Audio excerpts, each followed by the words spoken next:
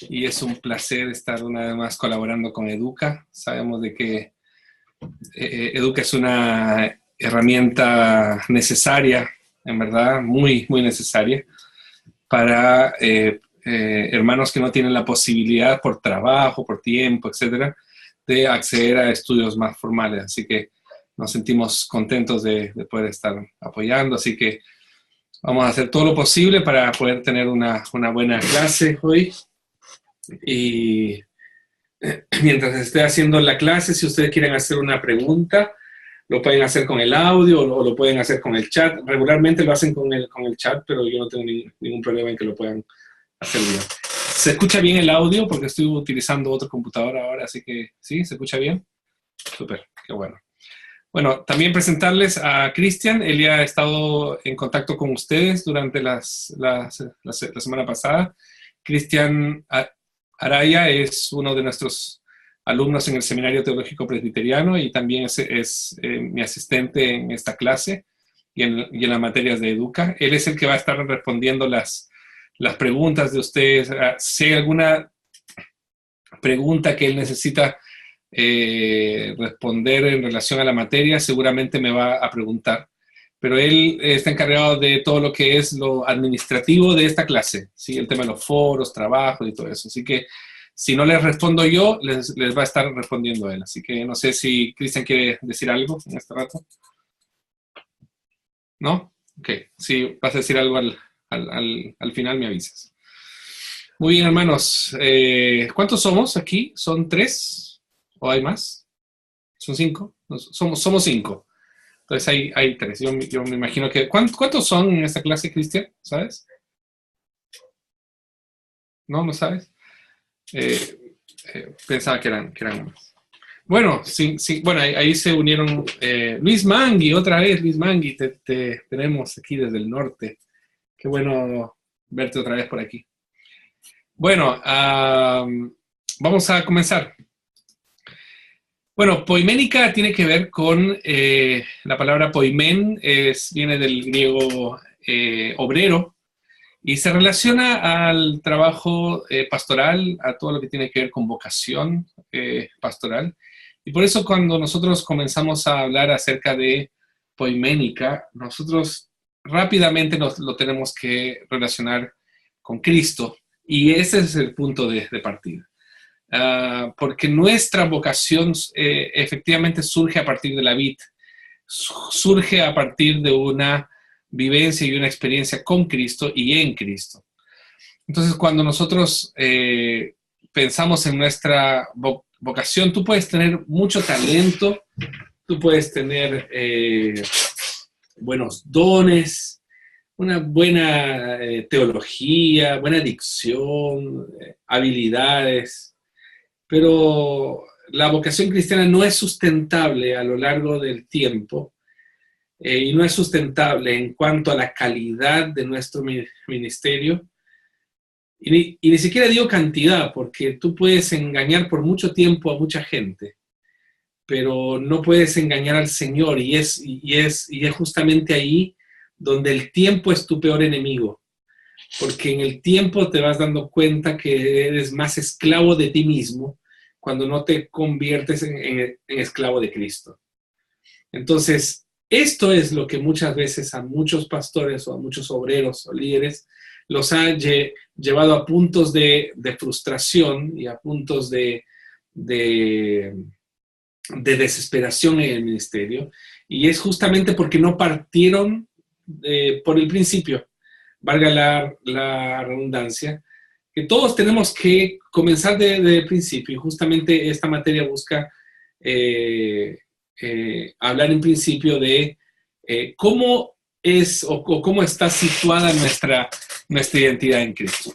Ustedes tienen ahí unas materias bastante interesantes. No sé si ya los han hecho. El video de Efesios de Yo Soy en Cristo es un video muy, muy interesante en este paralelo entre Cristo y Adán. Después también el texto de Bonhoeffer, un clásico que todo líder de la iglesia lo tiene que leer.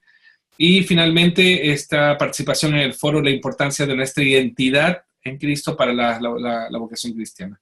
Así que espero que nos encontremos ahí en el foro o con Cristian y que podamos discutir algo acerca de este tema. Muy bien. La primera cosa entonces que nosotros tenemos que cristianismo, tengo un par de chats, déjeme abrir el chat que no lo había abierto, disculpa. Ok, gracias Cristian. Muy bien, el cristianismo no tiene que ver con sinceridad, es decir, tú puedes ser muy sincero en tu relación con Dios, pero cuando Dios manda o cuando Dios prohíbe algo en la Escritura, en realidad no vale nuestra sinceridad, sino vale lo que el Señor nos ha mandado a hacer. Quiero darles un ejemplo bíblico de lo que estoy diciendo. Aarón, cuando Moisés estaba en el monte, él decide, junto con el pueblo, hacerle caso al pueblo y construye y edifica el becerro de oro. Y si ustedes se dan cuenta de ese texto de Éxodo 32, lo que pasa ahí es que él dice, mañana vamos a hacer una fiesta al Señor. Es decir, la intención de él era buena, él era sincero en su adoración a Dios, pero estaba haciendo algo prohibido por Dios, que era hacer una imagen de la divinidad. Entonces, cristianismo no tiene que ver con sinceridad. Cristianismo no tiene que ver con tradición, cuando esta tradición no nos lleva a un mejor entendimiento de nuestra fe. Si esta tradición nos esclaviza en aquello que todo tiempo pasado fue mejor, entonces esa tradición no le está sirviendo a nuestra fe. Muy bien. Ok. Cristianismo tampoco no es religión. De hecho, igual me parece que esta no es tan correcto, porque cristianismo sí es religión. Cristianismo no es religiosidad. Tal vez ahí es una mejor palabra. ¿Por qué? Porque una religión servida de la palabra de Dios para poder llevarme a una transformación es absolutamente válida y necesaria.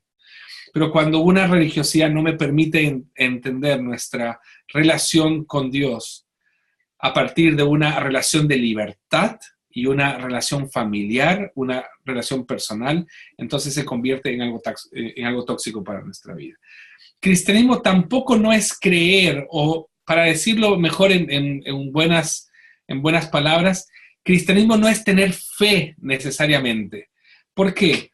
Porque, por ejemplo, podemos caer en lo que Kierkegaard cae cuando dice que fe es un salto al vacío.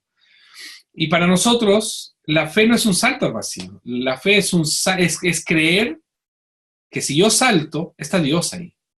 No hay un vacío. No es que hay algo, no sé lo que va a pasar. Yo sí sé lo que va a pasar. Que Dios está ahí. Entonces, cristianismo no es solo creer, no es solo tener fe. Es creer en el Dios de la historia. Es creer en el Dios de la Escritura. Por eso, Abraham cuando dice, no dice, y Abraham creyó en Dios, dice, y Abraham le creyó a Dios, porque hay una relación ahí entre mi fe y la persona, mi fe y el ser.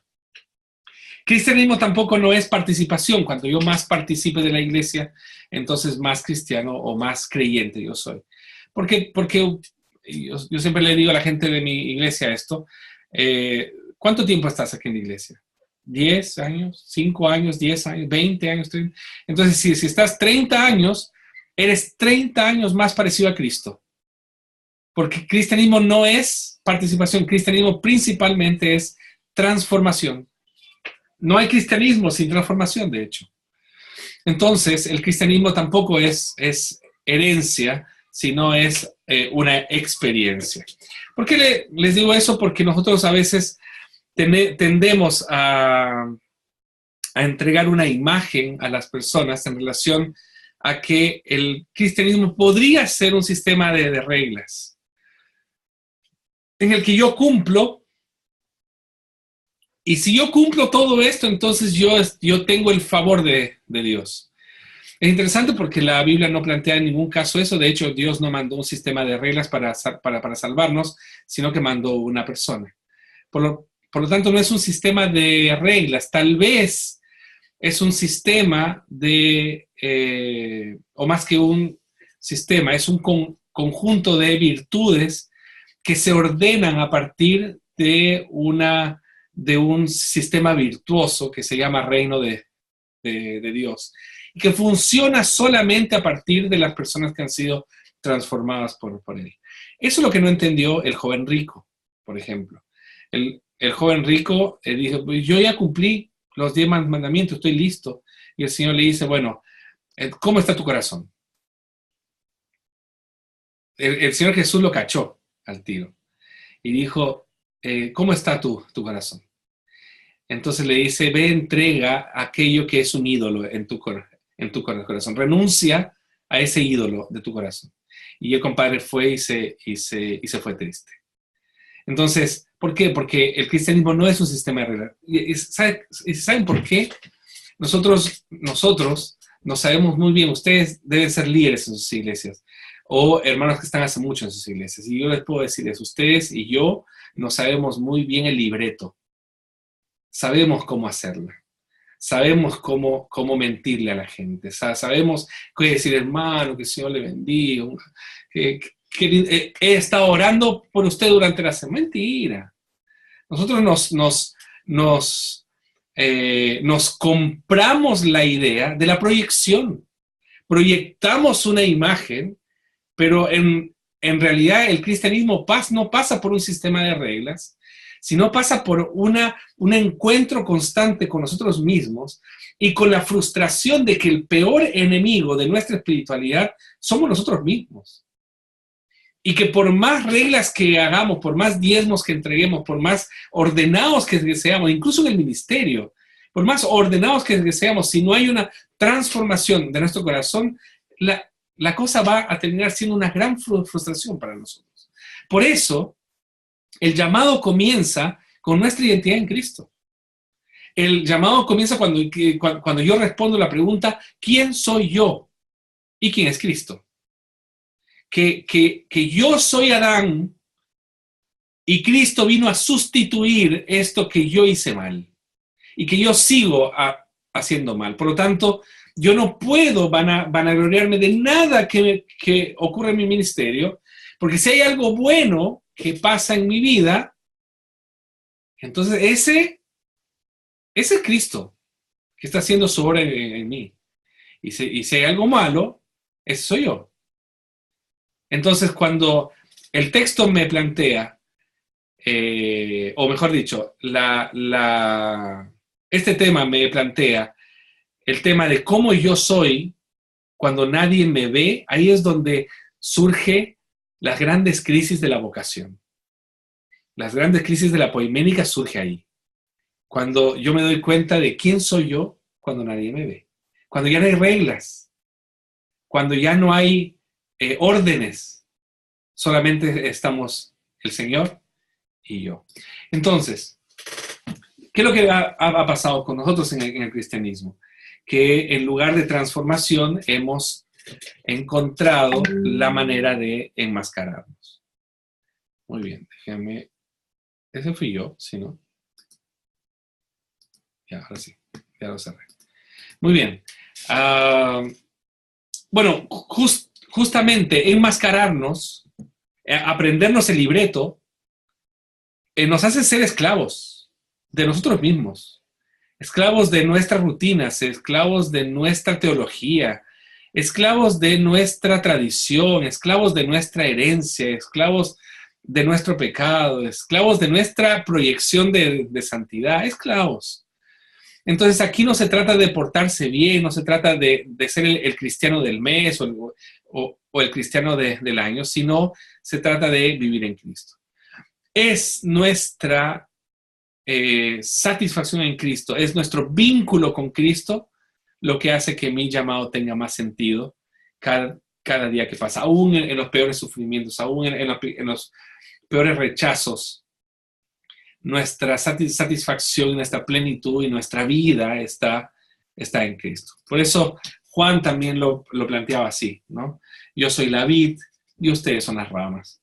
El que permanece en mí y yo en él, este lleva mucho fruto, obvio, porque separados de mí, nada podéis hacer. Interesante porque ahí la vid es la fuente de vida. Y es la fuente de fortaleza, y es la fuente de vitalidad, y es la fuente de creatividad. Si nosotros no estamos unidos a esa vid, yo suelo pensar, yo he dado esta charla varias veces, tanto online como en vivo, y la verdad que yo siempre tengo la impresión al principio de que esto es como muy básico, ¿no? Esto ya lo sabe la gente. Pero siempre me topo con la misma sorpresa, que al fin y al cabo recordarlo nos hace encontrarnos con nuestras frustraciones ocultas también.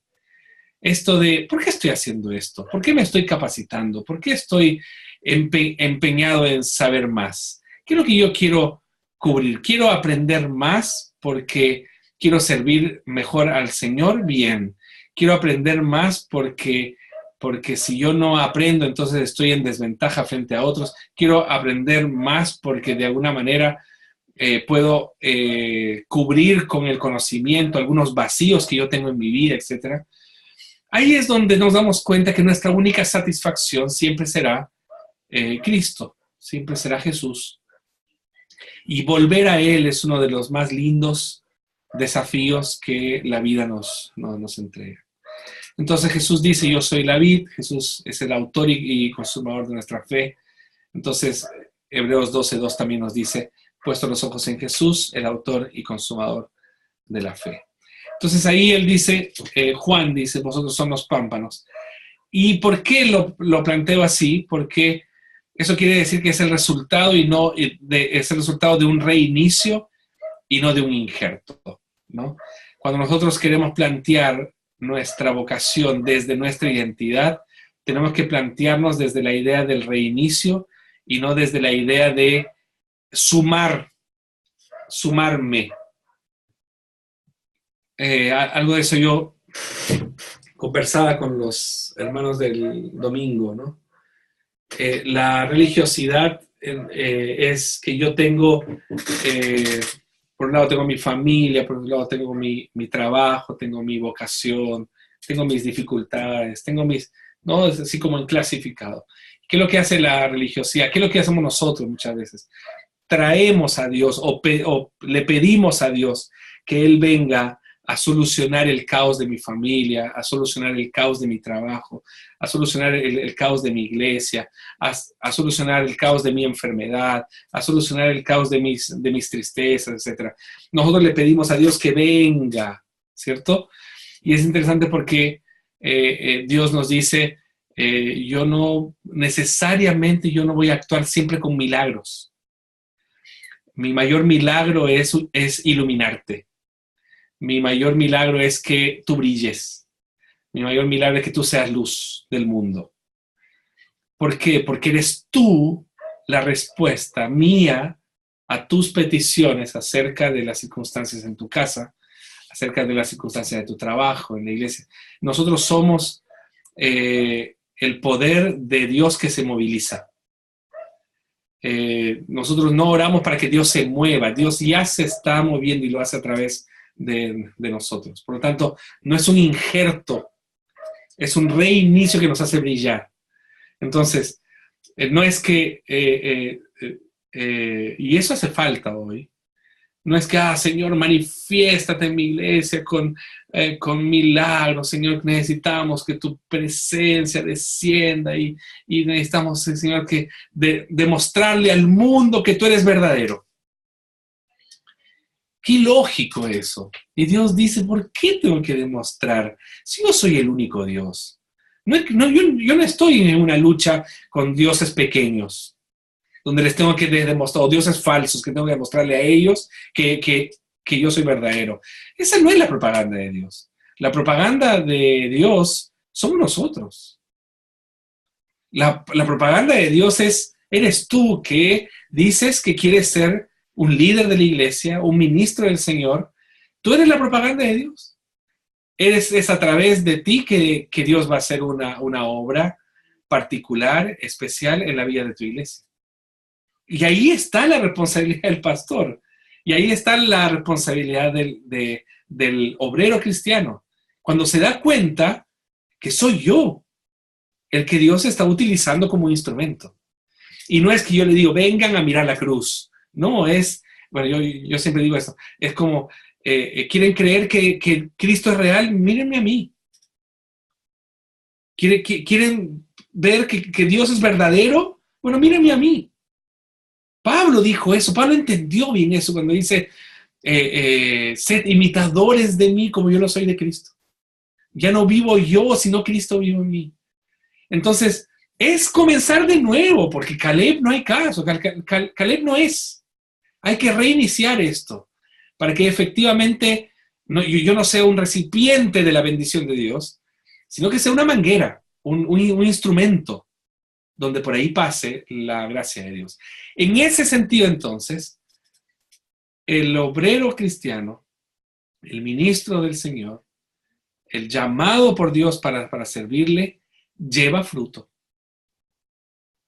Lleva fruto.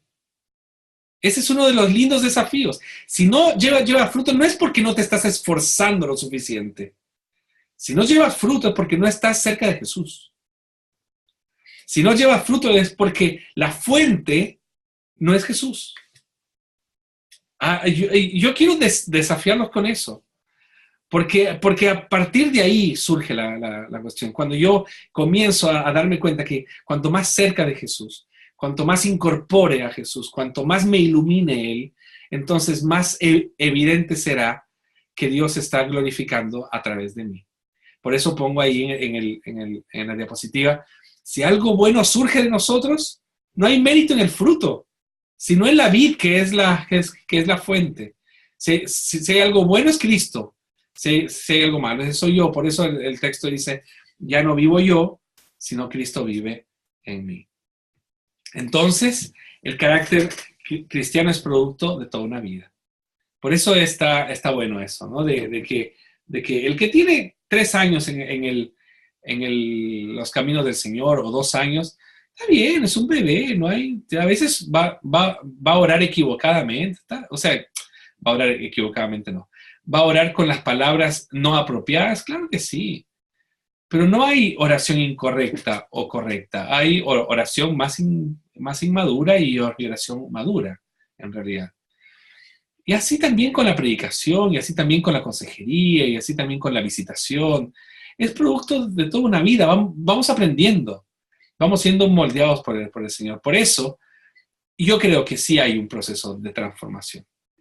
Que es necesario para la vida del pastor.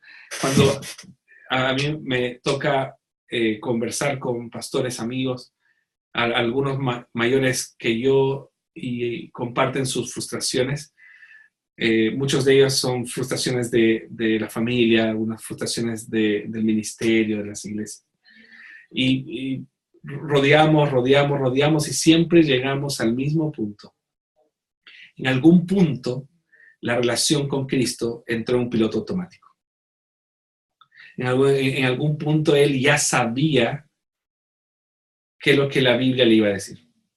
O él pensaba que ya sabía. Alguna vez uno de ellos me dijo, ¿qué puedo predicar? ¿Qué más puedo predicar si yo ya prediqué toda la Biblia? O sea, eso es de una ignorancia tremenda, y otro es de una arrogancia tremenda. Porque la escritura es simplemente infinita en su significado para nosotros. Y hay una promesa de Dios que se renueva todos los días para nosotros. Está siempre dispuesta, su valor es incalculable. Entonces, cuando alguien me dice, bueno, también pasa por un tema teológico, y ya que estamos con alumnos de teología, una persona que me dice que ya ha predicado toda la Biblia, es una persona que definitivamente no hace exégesis, que definitivamente no estudia el texto. ¿Qué es lo que les quiero decir? Que toda la vida, tal vez la prioridad para nosotros, es nuestra relación con Cristo. Miren lo que dice 2 Corintios 3:18. mirando a cara descubierta, como un espejo la gloria del Señor, somos transformados de gloria en gloria, en la misma imagen como por el Espíritu del Señor. Hay una obsesión que Dios tiene, si le puedo llamar de obsesión, ¿no? Pero hay una obsesión que Dios tiene, que nosotros seamos como Cristo. Y Él no va a descansar en eso. Y Él va a insistir con nosotros. Por las buenas o por las malas, pero va a insistir. Nosotros vamos a ser siendo conformados, dice el texto, de gloria en gloria, en la misma imagen como por el Espíritu de Dios. Muy bien, quiero, bueno, como un resumen, Dios es soberano en el llamado que hace para nuestras vidas, tiene que ser a través de un reinicio, tiene que mostrar frutos, evidencias, y todo esto forma parte de un proceso. ¿Sí? Estas 4 cosas hemos hablado en este momento. Pero quiero llevarlos a otro texto. Ahora sí quiero estudiar con ustedes Colosenses 2 del 6 al 7, y tiene una razón de por qué lo utilizo en esta primera clase de poémica. Así que ahí dice el texto, de la manera... recibieron a Cristo Jesús como Señor, vivan ahora en Él, arraigados y edificados en Él, confirmados en la fe como se les enseñó y llenos de gratitud.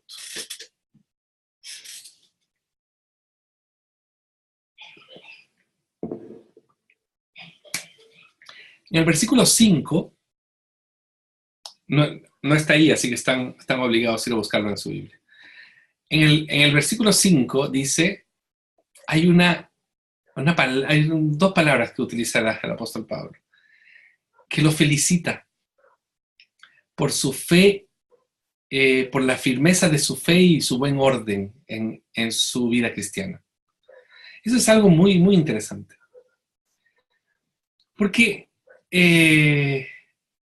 yo creo que el apóstol Pablo a la mayoría de nosotros vendría y nos felicitaría de la misma manera. O sea, los que están aquí,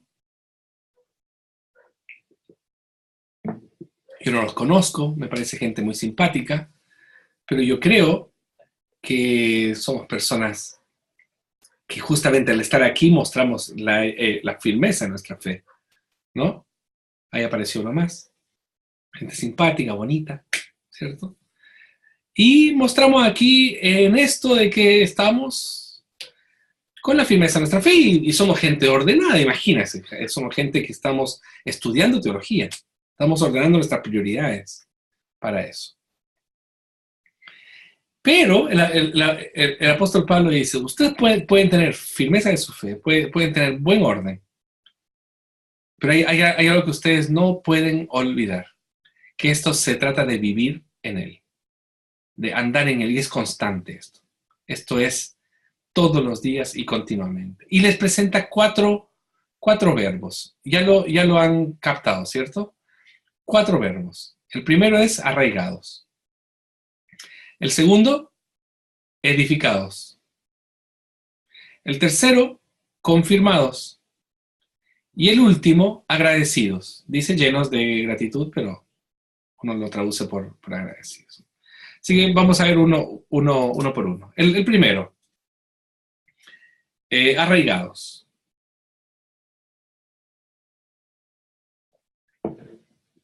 El árbol, viene una tormenta o viene algún tipo de tempestad.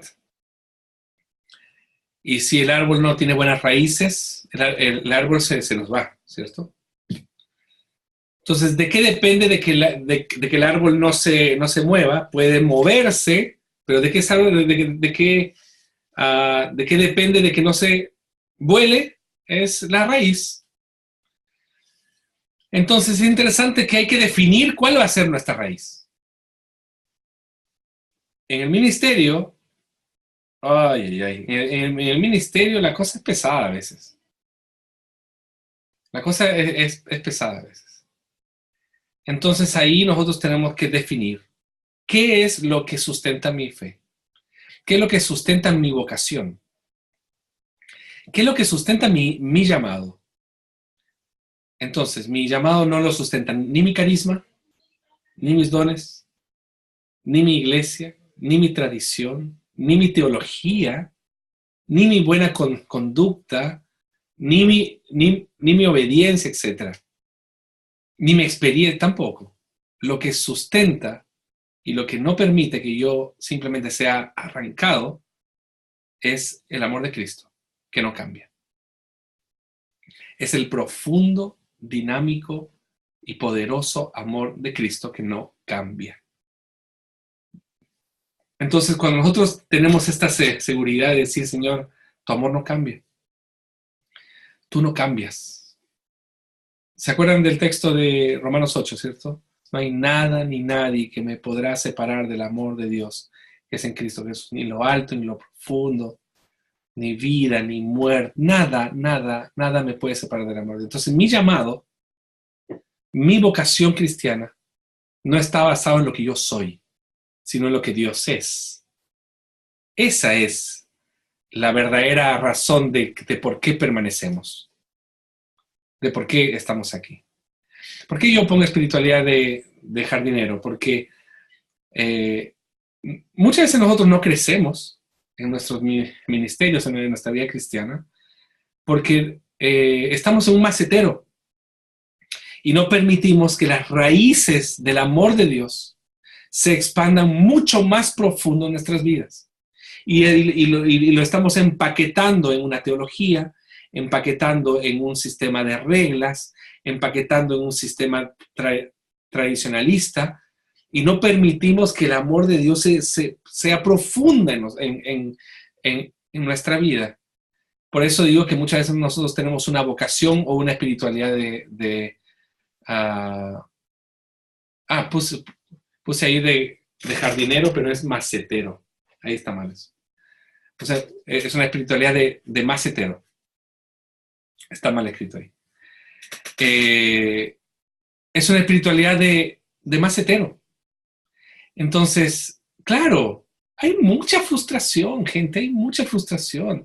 No sé si ustedes supieron, en el 2018, 5 pastores se suicidaron. Eso es un número altísimo. Porque justamente en nuestra profesión es la que asegura que ese no es el camino. Entonces es paradójico, pero también es una de las profesiones más, si le vamos a llamar profesiones, ¿no? Pero es una de las profesiones más difíciles también. Nosotros cargamos, los líderes de las iglesias, los pastores, cargamos con lo peor de la gente. Difícilmente alguien te va a llamar, pastor, quiero una hora con usted porque le quiero contar algo bueno que me pasó. Si difícilmente la persona te va a llamar cuando están pasando situaciones difíciles. Entonces, cuando nosotros nos damos cuenta de nosotros vamos acumulando frustración. ¿Qué es lo que produce que nuestra vida efectivamente no sea arrancada o nuestra vocación no sea arrancada? El amor de Cristo. Ahí nos refugiamos. Y con el amor de Cristo, cuanto más profundo, más crecerá nuestra espiritualidad, nuestra vocación, etc. Entonces, ¿dónde nos arraigamos? En el amor de Cristo. Lo segundo, ¿dónde nos edificamos? En el propósito de Cristo para nosotros. ¿Por qué? ¿Cómo nosotros crecemos en la vida cristiana? ¿Cómo nosotros creceríamos en el ministerio? Nosotros crecemos, esto es básico, ¿no? Teología sistemática 1 o 2, no sé cuáles. Los medios de gracia. ¿Cuáles son los medios de gracia? Los medios de gracia son la palabra, los sacramentos y la oración, ¿no? Hay una discusión entre Berkhoff y Hodge en relación al número, pero dejémoslo en la palabra y los sacramentos, ¿ya? No, pongamos también la oración. Pongamos la oración. Muy bien. ¿Cómo nosotros crecemos? Nosotros crecemos a partir de nuestro compromiso con las Escrituras, con la iglesia en en la comunión de los santos y con la oración. Y vamos creciendo, y vamos creciendo. ¿Cuál es mi punto? Es que cuando yo pierdo el foco de mi crecimiento a partir de esto tan sencillo que es y tan trillado, ¿no? Tan trillado. ¿Cómo crecemos con la palabra y la oración? Siempre nos dicen lo mismo. Pero cuando nosotros no tomamos en cuenta la importancia de estos medios de gracia para nuestra vida, cuando nosotros no nos damos cuenta de eso, nosotros terminamos utilizando eso para construir nuestro ministerio o para mantener nuestro ministerio. Se los grafico de esta forma. Cuando yo dejo de hacer mi devocional y yo solamente estudio la Biblia para enseñarla. ¿Se entiende? Entonces yo he convertido a la Biblia en un instrumento para mantener mi trabajo, pero no como el elemento que me ayuda a estar mirando constantemente a Cristo. ¿Se entiende la idea? Entonces, cuando yo convierto a la oración y a la escritura en instrumentos para mantener mi ministerio, yo perdí el foco. Perdí completamente el foco. Porque la oración es para refugiarme en Cristo. Y la escritura es para ser transformado por Cristo. Es para seguir mirándolo a Él. Entonces, cuando nosotros no lo hacemos, perdemos el ministerio. Ya lo perdimos. Cuando yo ya dejo de hacer mi devocional y estar con el Señor, entonces yo dejo de mirar las alturas. Por eso, esta espiritualidad de rascacielos y no esta espiritualidad de la construcción pequeña, por decirlo de alguna manera. De la construcción pequeña. No, el Señor dice, no, tú continúa construyendo. Tú continúa todos los días. La palabra de Dios, la oración, la comunión de los santos, la palabra de Dios, la comunión, pero para ti, porque tú lo necesitas. Es interesante porque yo... Un segundo, por favor.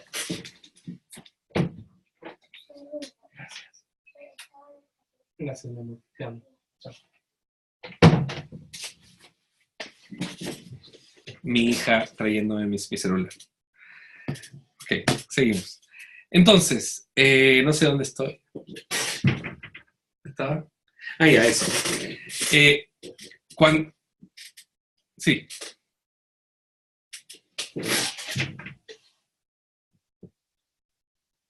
No te escucho. No se escucha.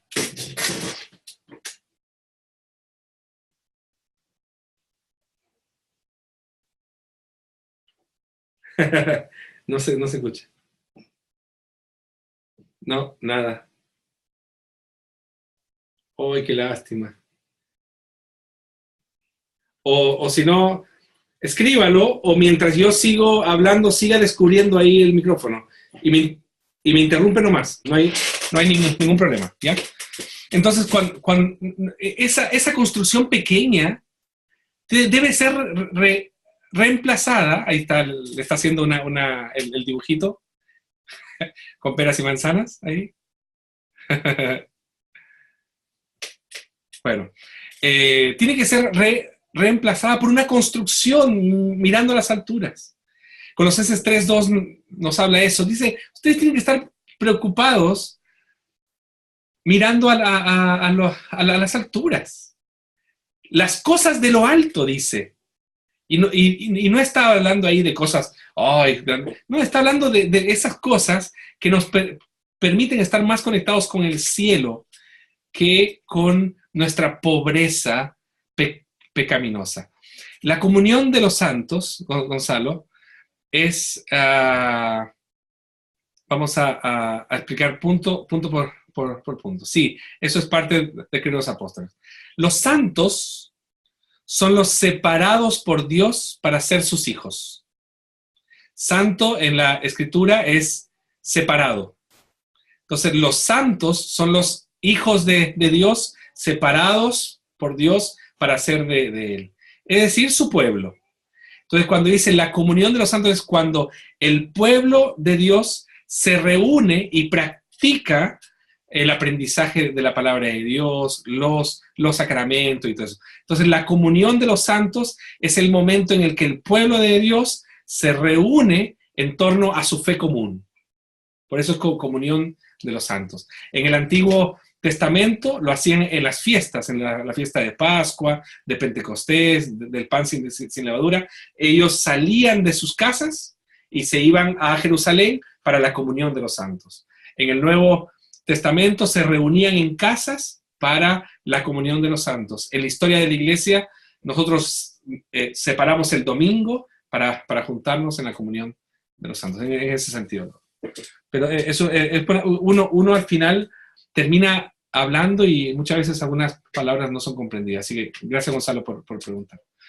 Muy bien, entonces, cuando nosotros somos edificados, pero para nosotros, porque aquí parte el desafío de que nuestra iglesia, nosotros somos el límite de la iglesia, nosotros somos el techo de la iglesia. Es cuando su pastor ya está en un nivel donde ya no va más, la iglesia tampoco va a ir más allá. Entonces ahí también recae sobre nosotros una gran responsabilidad.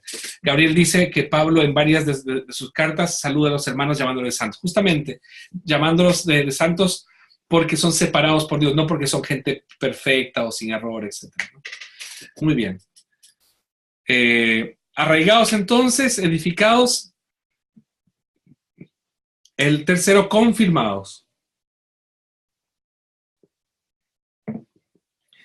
Bueno, es un poco lo que yo les estaba diciendo anteriormente.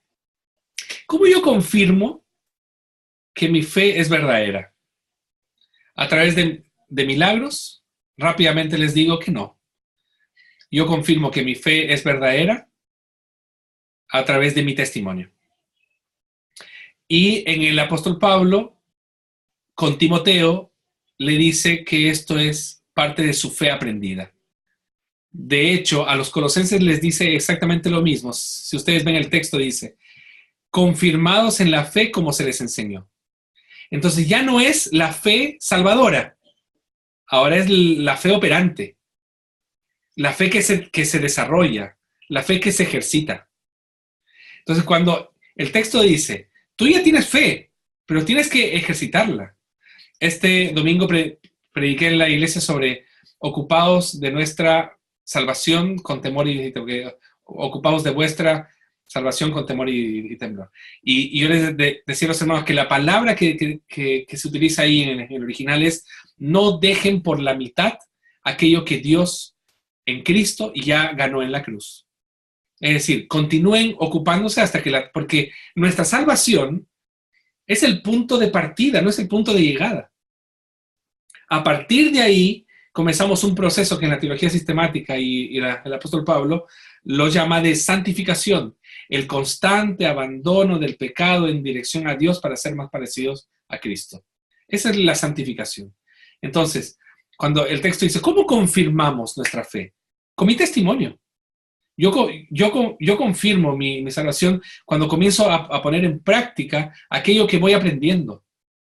Y eso hace que la forma en la que yo demuestro que soy un verdadero cristiano no es levantando mis manos, es abriéndolas en beneficio de otros. Ahí es cuando yo me doy cuenta que soy un verdadero cristiano, cuando yo amo, cuando yo perdono, cuando yo sirvo a los demás. Y yo siempre también digo esta frase que es, yo te necesito a ti para ser salvo.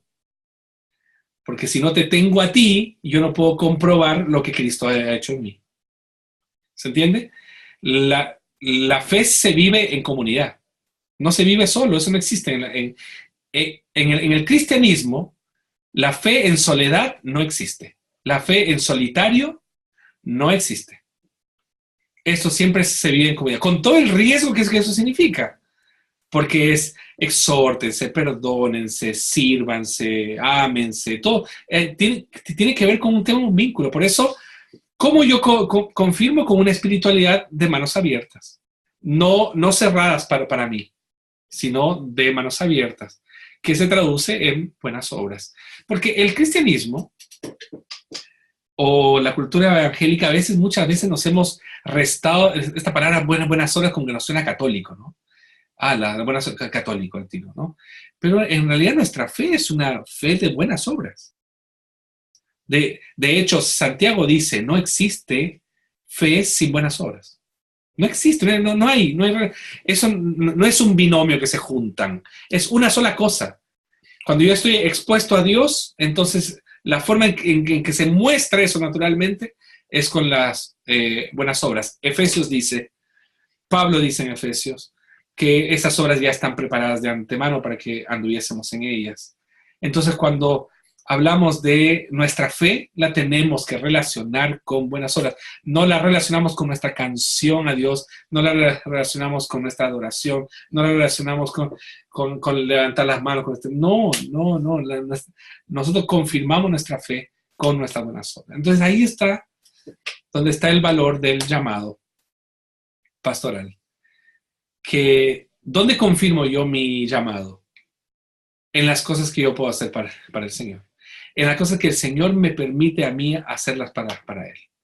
Ahí es donde yo voy confirmando. Entonces, tú puedes ser muy llamado por el Señor, puedes ser muy ungido por la gracia de Dios, pero si eso no se traduce en cosas muy puntuales, muy cotidianas de servicio, la verdad que no sé para dónde va tu ministerio, pero no va para un buen lugar. Hay un pastor, amigo mío, que decía, amigo mío es una forma de decir, es un pastor ya muy anciano, a quien yo admiro mucho. Y él decía, un pastor que no sirve, no sirve. Me encanta esa frase. Un pastor que no sirve, no sirve. Yo creo que por ahí va el tema. Exactamente, Luis. Por eso es que la iglesia confirma el llamamiento. Porque es la iglesia la que ve tus buenas obras. Y dice, no, este compadre tiene un llamado, efectivamente. Hay una confirmación de tu llamado. Es exactamente, Luis. Gracias por compartirlo.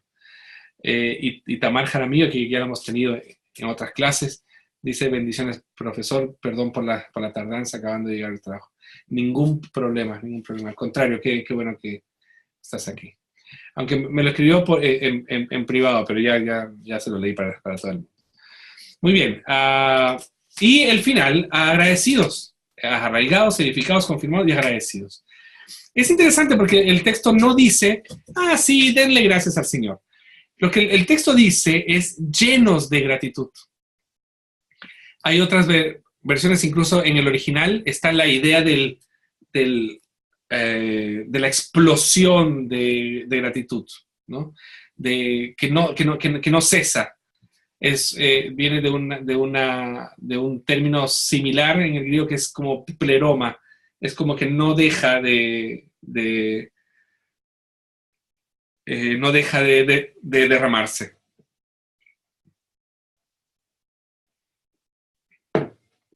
¿Por qué eso es importante? La gratitud. Porque la gratitud hace que yo esté conectado a la providencia de Dios. O a la conciencia de la providencia de Dios. Este texto, o mejor esta palabra, o esta idea, es una idea muy poco considerada. Por ejemplo, se los demuestro con un ejercicio básico. ¿Cuántos de ustedes hoy dieron gracias a Dios por la pasta de dientes con la que se cepillaron esta mañana, esta tarde, en el almuerzo? ¿Cuántos de ustedes dieron gracias al Señor? Gracias, Señor, por esta pasta de dientes. Yo sé que es una caricatura, ¿no? Pero el texto dice eso. Yo tengo que estar desbordante de gratitud porque estoy conectado con la providencia de Dios. No hay nada en el ministerio. No hay nada en el ministerio que no haya sido un acto de la providencia de Dios. Nada, pero nada. Te fue bien en un mensaje, providencia de Dios. Te fue bien en un ministerio, providencia de Dios. Te fue bien en una visita, providencia. Te fue bien en una clase, providencia de Dios. La fuente, la vid. Qué lindo eso. La vid drenando vida en tu ministerio, en tu corazón, en tu mente. A veces me ha pasado estar en el púlpito predicando. Yo escribo todo mi sermón. Y a veces en el momento viene un insight y la digo y queda precioso en el texto. Y dije, ¡ay, qué brillante que soy! No, no es brillantez, es el Espíritu Santo que ahí, por su misericordia maravillosa, viene y ¡pah! Te lanza providencia. Y ahí en el momento uno baja. ¿Qué es lo que tiene que hacer? ¿Qué es lo que uno tiene que hacer cuando baja del púlpito? Señor, gracias. Gracias por tu providencia. Eres tan maravilloso que permites que una persona como yo pueda predicar tu palabra. Yo lo digo, el púlpito, la predicación, por ser lo más público, pero en lo más pequeño también, principalmente en lo más pequeño. ¿Qué es la providencia? Es Dios desplegando todos los recursos que Él tiene a mano para la bendición de su pueblo. Qué tremendo eso. Dios desplegando todos sus recursos para la bendición de su pueblo. Cuando nosotros nos damos cuenta de eso, cerramos el círculo. Mire cómo comenzó todo. Todo comenzó con saber si mi llamado va a permanecer o no. El Señor dice, va a permanecer porque está basado en mi amor. Y después cuando vemos que nuestra cosa que nuestro ministerio no va creciendo mucho, el Señor dice, comienza a edificar en ti, en tu corazón. Y ahí uno comienza con la sencillez del Evangelio. Y después uno se da cuenta que cuando uno comienza a invertir en nuestra espiritualidad, esto se confirma con buenas obras, se confirma con una actitud potente, pastoral en la iglesia. Y finalmente, ¿cómo yo cierro ese círculo? Con gratitud. Con gratitud. Llenos de gratitud, dice el texto. Entonces yo no sé por qué puse jardinero ahí, que sí siempre pongo macetero, pero es macetero, ¿ya? De la manera que recibieron a Cristo Jesús como Señor, vivan ahora en Él, arraigados, edificados en Él, confirmados en la fe, como se les enseñó, llenos de gratitud. No tener una espiritualidad de macetero, tener una espiritualidad de rascacielos, con las manos abiertas y conectado con la providencia de Dios. Hermanos, Poiménica tiene que partir por eso. Nuestro llamado tiene que partir por nuestra identidad. Si nosotros no la relacionamos con nuestra identidad en Cristo, va a haber mucha frustración, más de la que comúnmente hay. En el ministerio hay mucha frustración. Pero que esa frustración se deba a planes, a proyectos y no a carácter. Cuando tiene que ver con el carácter, ahí nos equivocamos y ahí solemos entristecernos, porque ciertamente comprobamos de que no estamos haciendo lo que tenemos que hacer. Que el Señor les bendiga y que el Señor les ayude en este desafío, hermanos, y que su maravillosa gracia los acompañe en esta tarea que ustedes tienen y que nosotros tenemos de servir al Señor. Eso, que el Señor les bendiga. Cristian, ¿quieres decir algo? Dale. ¿Me escucho? Sí, perfecto. Sí. Bueno, también sumarme la bienvenida a este curso, a este ramo. Y en cuanto a los trabajos, simple, eviten el copy-paste. Siempre digo lo mismo, repito lo mismo, eviten el copy-paste. Eso significa copiar, pegar. Si van a hacer eso, es importante citar la fuente. ¿Quién lo escribió? ¿Dónde está? Y todo eso también en formato APA. El instituto lo pide en formato APA, ¿ya? Así que eso, que el Señor les bendiga y ánimo, ánimo en los trabajos. Sí, ¿Pregunta?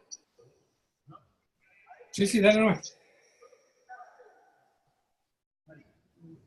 Quería saber, lo que le había comentado al principio de la clase, producto que yo entré como en la fecha límite, quería saber si es que tengo posibilidad de poder entregar el primer trabajo, en lo posible, mañana lo voy a hacer. Si es que Sí, se no hay puede. problema. Sí, no hay problema. Súper, muchas gracias. Sí, sí se puede. Y una de las cosas que tenemos con Cristian, con los dos Cristian, tanto Sepúlveda principalmente con Cristian Araya, es que nosotros queremos facilitar el aprendizaje. Hay, lógicamente, hay que intentar cumplir lo que más podamos las fechas para que no nos desordenemos pero no queremos ser punidores y establecer límites que finalmente no faciliten el aprendizaje. Si ustedes están con dificultades, háganlo como lo han hecho hasta ahora. Pidan una prórroga de unos días sin ningún problema. Lo importante es que ustedes continúen hasta el final. Si nosotros queremos que esto se aproveche hasta el final y que no tuve tiempo. No, si hay que esperarlo, los esperamos. Pero la idea es que aprendamos todos y lleguemos hasta el final. Eso. Muchas gracias. Eso. Creo que estamos. Permítame hacer una oración para terminar. ¿Te parece? Paremos. Querido Dios, te damos gracias por darnos la bendición de tener esta herramienta tecnológica para el aprendizaje de tu palabra. Qué bendición para nosotros, Señor, saber que podemos estar conectados en diferentes lugares con un único objetivo, Señor, glorificarte a ti a través de nuestros estudios y del aprendizaje del conocimiento de tu verdad. Gracias, Señor, por esto. Danos un buen descanso, Señor, y que tu maravillosa gracia nos acompañe en lo que queda de este día y en el día de mañana. Gracias, Señor, por Educa. Gracias, Señor, por el pastor Cristian Sepúlveda, por la visión que tú le has dado para llevar adelante este instituto. Gracias, Señor, por todo esto en el nombre de Cristo Jesús. Amén y amén. Que el Señor les bendiga, hermanos. Buenas noches. Nos estamos viendo. Chao, chao.